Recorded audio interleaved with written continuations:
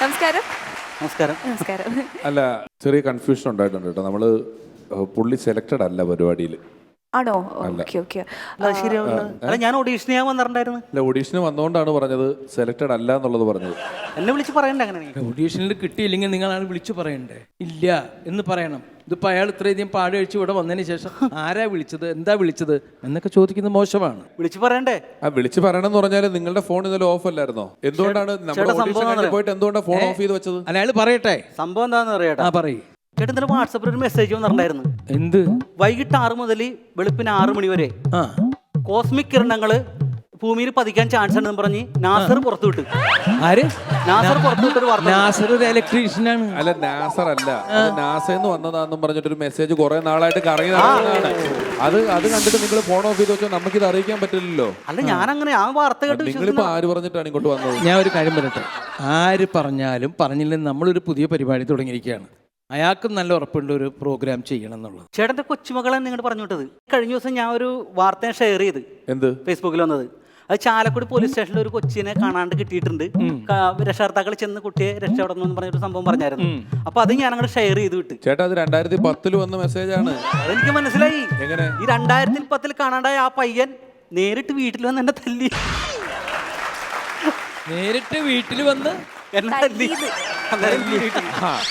ചേട്ടാ, എന്ത് പറഞ്ഞാലും നമുക്ക് ഇവിടെ അങ്ങനെ പ്രതിഭയുള്ളവരെ പറ്റുള്ളൂ. ചേട്ടനെ പങ്കെടുപ്പിക്കാൻ പറ്റില്ല. സംസാരിക്കാൻ പറ്റില്ല. നമ്മൾ നടത്തുന്ന പരിപാടിയല്ലേ, ഞങ്ങൾ നടത്തുന്ന പരിപാടിയല്ലേ. അങ്ങനെ ചേട്ടൻ കയറി വന്നിട്ട് നിർത്താൻ പറഞ്ഞ ഞങ്ങൾ എന്റെ ഭാര്യനെ മക്കളെ ഉപേക്ഷിച്ചിട്ടാണ് ഞാൻ ഈ പരിപാടിക്ക് വന്നത്.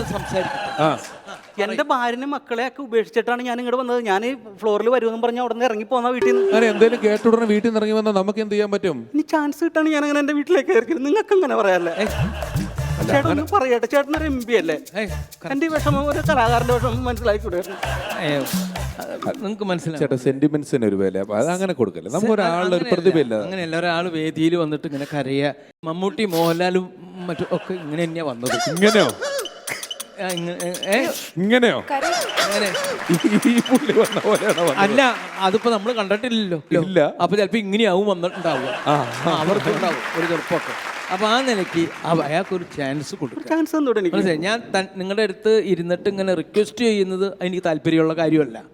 ആൾക്കാർ വിചാരിക്കും നിങ്ങളാണ് ഏറ്റവും വലിയ ആളെന്ന് വിചാരിക്കും. ഞാനൊരു തോറ്റ MP ആണ്, ജയിച്ച MP ആണ്. ഒന്ന് ചെയ്ത് കൊടുക്കാം. നിങ്ങളൊന്നും ചെയ്യണ്ടല്ലോ. ഓക്കെ പറഞ്ഞാ പോരെ. പിഷാരടി അങ്ങനെ പറയരുത്. ഒരു സെക്കൻഡ്. ആരെ വിളിക്കണ്ടല്ലോ അവിടെ? സാറിന്ന് വിളിക്ക.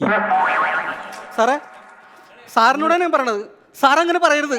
എന്റെ കണ്ണീര് ഫ്ലോറിൽ വീണ് കഴിഞ്ഞിട്ടല്ല എന്ത് സംഭവിക്കും സാറിന് അറിയാമോ? നമ്മളിവിടെ ചിരിപ്പിക്കാൻ വേണ്ടി തുടങ്ങിയ പരിപാടിയാണല്ലോ. ചിരിപ്പിക്കാൻ തുടങ്ങിയ പരിപാടിയാണ്. അതിനെ കണ്ണീര് വീഴേണ്ട ആവശ്യം. ഞാൻ ഈ ഫ്ലോറിൽ കിടന്ന് ഉറങ്ങിക്കോളാം പരിപാടി.